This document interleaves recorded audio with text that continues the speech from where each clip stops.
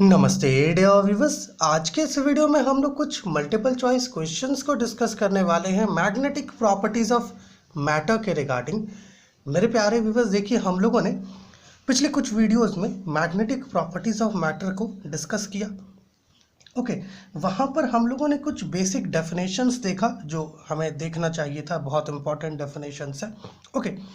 साथ ही साथ कुछ न्यूमेरिकल प्रॉब्लम्स भी देखा, उन जो बेसिक डेफिनेशंस थे उनके रिगार्डिंग।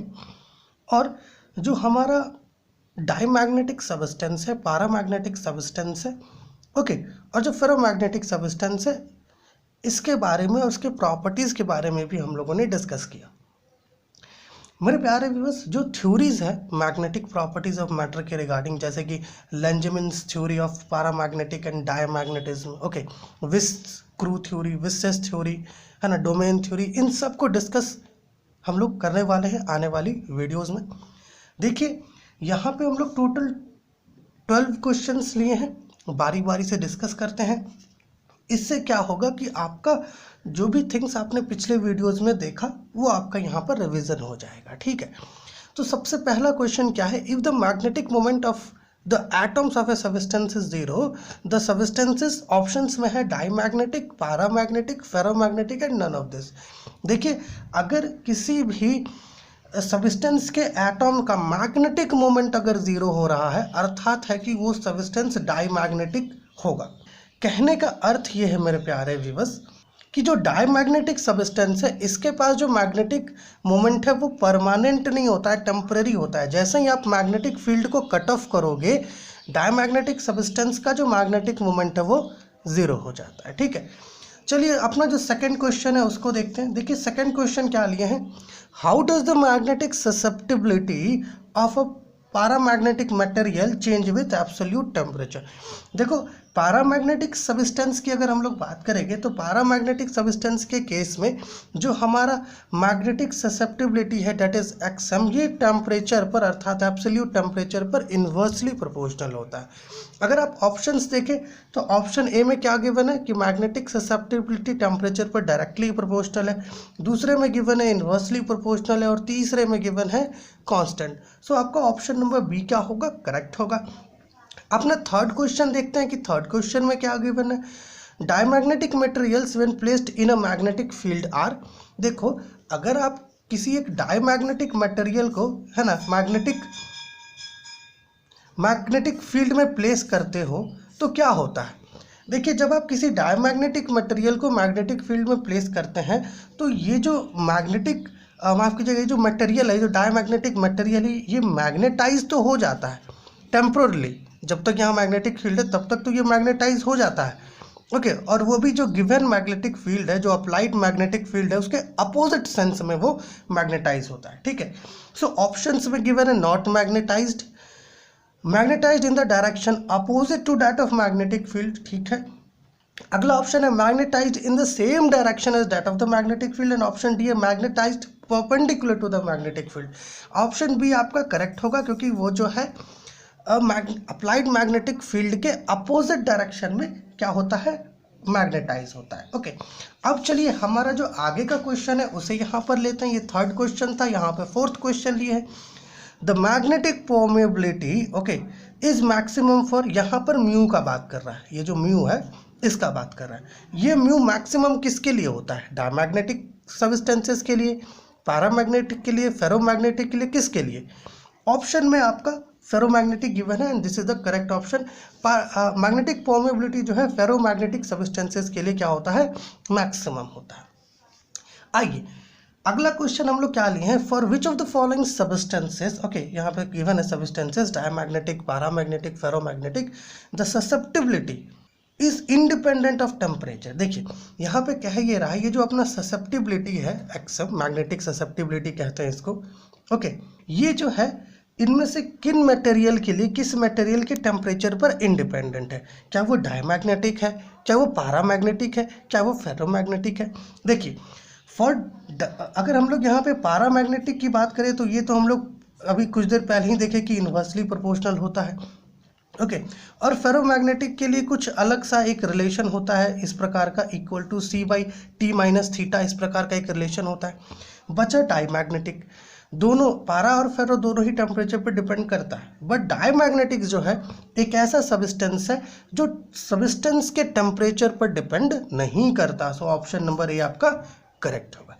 अब हम लोग बात करते हैं हमारा छठे क्वेश्चन की तरफ, जो सिक्स्थ क्वेश्चन है, that is susceptibility is positive and large for, यहाँ पे इसकी बात कर रहा है एक्सएम की, ये किसके लिए लार्ज होता है और पॉजिटिव होता है। देखिए अगर हम लोग डायमैग्नेटिक की बात करें तो जो ससेप्टिबिलिटी है ये हमेशा नेगेटिव होता है, ठीक है ना। ऑप्शन बी में गिवन है पारामैग्नेटिक। देखिए इसके लिए जो ससेप्टिबिलिटी है ये ऑब्वियसली पॉजिटिव होता है, बट इसका वैल्यू स्मॉल होता है पारामैग्नेटिक के लिए।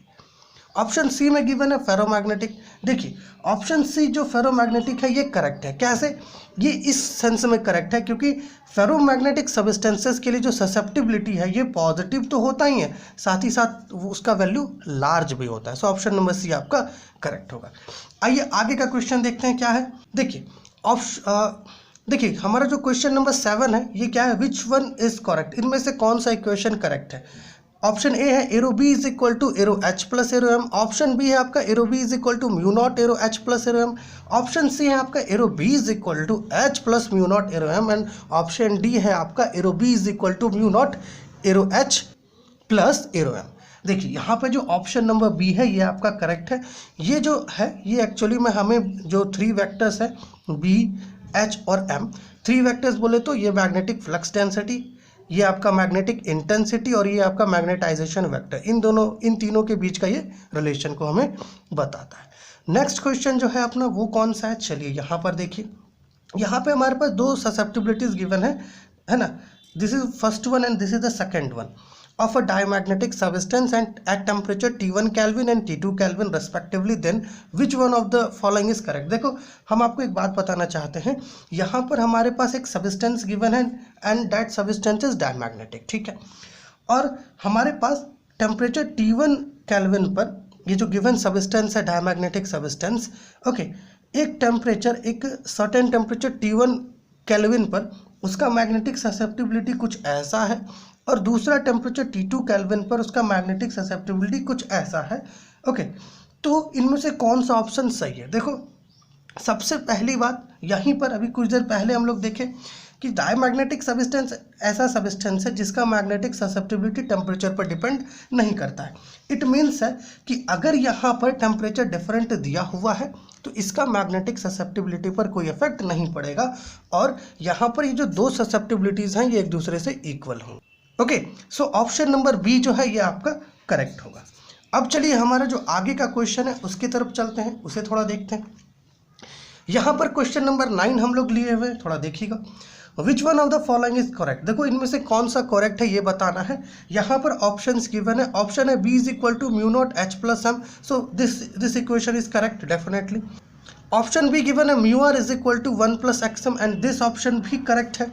रिलेटिव फॉर्मेबिलिटी जो है आपका मैग्नेटिक ससेप्टिबिलिटी से इस प्रकार से रिलेटेड होता है। ऑप्शन नंबर सी में देखिए हमारे पास है mu by mu not is equal to 1 plus x m, और ये भी इक्वेशन सही है क्योंकि देखिए होता क्या है प्यारे व्यूअर्स, जो रिलेटिव फॉर्मेबिलिटी है म्यू आर ये एक्चुअली में म्यू बाई म्यू नॉट के रेशियो से इक्वल होता है। सो अगर ये जो म्यू आर है इसके जगह पर म्यू बाई म्यू नॉट हम लोग रख दे तो हमें यही इक्वेशन मिलेगा। सो ये इक्वेशन भी करेक्ट है। एंड फाइनल जो अपना डी है, अगर इसमें आप देखें तो m is equal to x m h है, ये इक्वेशन भी करेक्ट है। क्यों? क्योंकि जो अपना मैग्नेटाइजेशन वेक्टर होता है ये मैग्नेटिक फील्ड के इंटेंसिटी पे डायरेक्टली प्रोपोर्शनल होता है। इस प्रोपोर्शनैलिटी के सिंबल को हटाने के लिए हम लोग क्या करते हैं, एक कांस्टेंट का यूज़ करते हैं जिसको हम लोग कहते हैं magnetic susceptibility, okay. So option number D भी करेक्ट है। ऑप्शन नंबर ई है आपका all of the above, so option number ई को आप ले लो, ठीक है। चलिए क्वेश्चन नंबर 10 है, above crew temperature ferromagnetism. Crew temperature एक ऐसा टेम्परेचर है, एक ऐसा क्रिटिकल टेम्परेचर है, ओके। उसके बाद उस टेम्परेचर के बाद अगर हम लोग फेरोमैग्नेटिक सब्सटेंस का टेम्परेचर को इंक्रीज करते हैं तो होता क्या है कि फेरोमैग्नेटिक सब्सटेंस पारामैग्नेटिक सब्सटेंस की तरह बिहेव करने लगता है, उसका प्रॉपर्टीज को शो करने लगता है, ओके। सो ऑप्शंस में है पहला disappears, increases, decreases, none. So obviously disappear कर जाता है फेरोमैग्नेटिज्म, ठीक है।